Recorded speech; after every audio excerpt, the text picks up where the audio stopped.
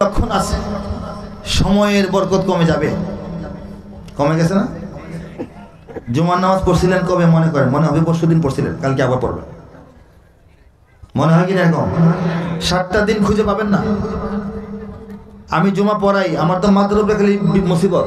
এক জুমা পড়াই শেষ না করতেই মনে হয় 2 দিন পরে আবার জমা, আবার বয়ান করতে হবে। এরকম মনে হয় না? রমজান চলে আসছে, আগের রমজান কি ভোকা লাগে হয়েছিল? মনে হয় রমজান তো শেষ করলাম, তারপর কুরবানির গরু জবাই করলাম, আবার রমজান এসে পড়ছে। মনে হয় কিনা? এই মনে হওয়াটাই সময়ের বরকত কমে যাওয়া। এই মনে হওয়াটাই সময়ের বরকত কমে যাওয়া। সময়ের মধ্যে বরকতের ব্যাপার আছে। আমাদের পেয়ারা নবী সাল্লাল্লাহু আলাইহি ওয়াসাল্লাম বয়স কত? দুনিয়াতে হায়াত কত? 63 বছর। খুবই কম, খুবই কম। সাধারণ মানুষের 90, 95, 100, 110, 20 বাঁচতেছে না। নবী কত বড় কাজ নিয়ে আসছেন দুনিয়াতে, বলেন সুবহানাল্লাহ। দুনিয়ার কোটি কোটি মানুষকে জান্নাতে নেওয়ার জন্য আসছেন। দুনিয়ার সমস্ত বেইনসাফি বন্ধ করতে আসছেন এবং এমন মিশন নিয়ে আসছেন যে মিশন অতীতের নবীদের ছিল না। অতীতের নবীগণের ধর্ম, তাদের শরীয়ত, তাদের যে কিতাব, এইগুলি কিছুদিন পরেই নষ্ট হয়ে গেছে, বিকৃত হয়ে গেছে, মানুষ ভুলে গেছে। হেফাজত আর করা যায় নাই, শরীয়তের আসল বিধানগুলি নাই, সেই কিতাবগুলি খুঁজে পাওয়া যায় না। অথচ নবীর পরে নবী, নবীর পরে নবী, নবীর পরে নবী, লক্ষ লক্ষ নবী। বনী ইসরাইলের মধ্যে লক্ষাধিক নবী। নবীর পরে নবী, পিতা পুত্র একসাথে নবী, 2 ভাই একসাথে নবী। হযরত মুসা, হযরত হারুন একসঙ্গে নবী, ঠিক কিনা বলেন? হযরত ইব্রাহিম, হযরত ইসমাইল আলাইহিস সালাম তারা একসঙ্গে নবী। এরকম ছিলেন না? পাড়ায় পাড়ায় নবী, ঘরে ঘরে নবী, আত্মীয় স্বজন নবী, এক পরিবারে একাধিক নবী। অথচ নবীদের শরীয়ত খুঁজে পাবেন না, কিতাবগুলি খুঁজে পাবেন না। কিন্তু আমাদের নবী হযরত মুহাম্মদ মুস্তাফা মুরতাজা মুজতাবা সাল্লাল্লাহু দুনিয়াতে চলে গেছেন মাত্র 63 বছর। কিন্তু কিয়ামত পর্যন্ত আমাদের শেষ নবীর শরীয়ত সুরক্ষিত থাকবে। বলে সুবহানাল্লাহ। অনেক বেদাত তৈরি হবে, নানা রকম মতপথ তৈরি হবে, অনেক ভণ্ড তৈরি হবে, অনেক বিকৃত ইসলামের সুরত অনেকে তৈরি করবে, কিন্তু আসল ইসলাম খুঁজে পাওয়া যাবে, মুছে যাবে না, ঠিক কিনা? এই যে নবী করিম সাল্লাল্লাহু আলাইহি ইসলামের 63 বছরের হায়াত, এর মধ্যে 40 বছর তো তার নবুয়ত প্রকাশের আগ পর্যন্ত, ঠিক কিনা? সেই সময়টা তিনি কি শরীয়ত প্রচার করেছেন? তিনি আদর্শ প্রচার করেছেন। সততা, ন্যায়পরায়ণতা, সেবা, এইগুলির ভিত্তিতে সংগঠন করেছেন, হেল্পফুল ফজুল কাজ করেছেন, ঠিক কিনা?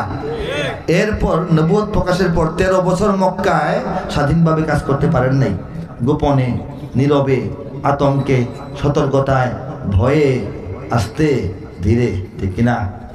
তিনি কাজ করতে পেরেছেন মদিনায় হিজরতের পর মাত্র 10 বছর। আমাদের নবীজির কর্মজীবন মাত্র কয় বছর? স্বাধীনভাবে কাজ করতে পারার বয়স কত? মাত্র 10 বছর। 10 বছরে তো একটা পানের দোকান ঠিক মতো প্রতিষ্ঠিত করা যায় না, যায়? 10 বছরে একটা গাছ ভালো করে ফল দেয় না। 10 বছরে একটা মসজিদের বানায় শেষ হয় না, বারান্দা বাকি, এমন না? নবী করিম সাল্লাল্লাহু আলাইহি ওয়াসাল্লাম দুনিয়াটা তার আদর্শে বিনির্মাণ করে গেছেন 10 বছরে, বলেন সুবহানাল্লাহ। মাত্র 10 বছরের মধ্যে প্রথম 1.5 বছর পার হইতেই শুরু হয়ে গেল বদর যুদ্ধ, বলেন আল্লাহু আকবার। বদর যুদ্ধের পর একে একে একে একে নবীজির দুনিয়া থেকে বিদায় হওয়ার আগ পর্যন্ত বাকি 8.5 বছরের মধ্যে 85টা যুদ্ধের নেতৃত্ব আমাদের নবী দিয়েছেন। বছরে কয়টা যুদ্ধ হয়? 10টা করে পড়ে না? 8.5 বছরে 85টা যুদ্ধ। 85-র মধ্যে 27টা যুদ্ধের মধ্যে আল্লাহ রাসূল গাজওয়া বলা হয়, তিনি নিজে প্রস্তুতি নিয়ে যুদ্ধের একদম নেতৃত্ব দেওয়ার জন্য সেনাপতি হিসাবে যুদ্ধ ময়দানে গিয়েছেন। আর বাকিগুলি তিনি এটার পরিকল্পনা করেছেন, এটা কেমনে কি হবে সব করেছেন, কাকে নিয়োগ করবেন, কি হবে না হবে সব ঠিকঠাক রেখে, খোঁজ খবর রেখে নিজে পাঠাইছেন। নেতৃত্ব তার কাছে, নিজে যান নাই। এরকম বাকিগুলা 85টা যুদ্ধ যিনি চালান, যে সমরনায়ক প্ল্যান করেন, তিনি অন্য কোনো কাজ করার সুযোগ পাওয়ার কথা। বছরে 10টা যুদ্ধ, মাসে একটা করে পড়ে না মোটামুটি? মাসে মাসে যুদ্ধ যদি হয়, এই মানুষটাকে অন্য কিছু করতে পারার কথা যুদ্ধ ছাড়া, হ্যাঁ বলেন তো, প্রতি মাসে একটা বড় সমাবেশ হইলে থানা পুলিশের আর কিছু করার সুযোগ থাকে না। এই সমাবেশের খোঁজ খবর গোয়েন্দাগিরি পাহারা দিতে দিতেই সময় শেষ, চুর ডাকাত ধরার সময় থাকে না, ঠিক কিনা বলেন? এই যে 85টা যুদ্ধ, কত বড় পেরেশানি, কত বড় দায়িত্বশীলতা, এর ভিতরে আল্লাহ রাসূল সাল্লাল্লাহু আলাইহি ওয়াসাল্লাম একটা সংবিধান কায়েম করেছেন। বলেছেন সংবিধান পৃথিবীর ইতিহাসে সর্বপ্রথম লিখিত সংবিধান। এর আগ পর্যন্ত রোমান সাম্রাজ্য, পারস্য সাম্রাজ্য, আরো অতীতের বড় বড় সাম্রাজ্যগুলি মুখের কথায় শাসন চলতো, কোনো লিখিত সিস্টেম ছিল না। এটা কে করেছেন? আমাদের প্রিয় নবী হযরত মুহাম্মদ মুস্তাফা সাল্লাল্লাহু আলাইহি ওয়াসাল্লাম। তিনি একটি সামরিক বাহিনী গঠন করেছেন, তিনি শিক্ষা ব্যবস্থা চালু করেছেন, তিনি নতুন অর্থনীতি জাকাত ভিত্তিক চালু করেছেন, তিনি নতুন একটা সমাজ ব্যবস্থা চালু করেছেন, এবং তিনি এর মধ্যে যোগাযোগ ব্যবস্থা, ডাক ব্যবস্থা, যা যা প্রয়োজন একটা রাষ্ট্রের সবকিছু তৈরি করেছেন। উন্নত মানের বিচার ব্যবস্থা তৈরি করেছেন, বিচারক নিয়োগ দিয়েছেন, এবং মদিনা রাষ্ট্রের মধ্যে ইহুদিদেরকে সঙ্গে নিয়ে, মদিনার কিছু বসবাসকারী ইহুদি ছিল, তাদেরকে সঙ্গে নিয়ে একটা সুন্দর কল্যাণ রাষ্ট্র কায়েম করেছেন। পরে ওদেরকে বের করে দিয়েছেন বিভিন্ন কারণে, কিন্তু প্রথমে সমস্ত নাগরিককে ধর্মীয় অধিকার দিয়ে একটি রাষ্ট্র প্রতিষ্ঠা করেছেন।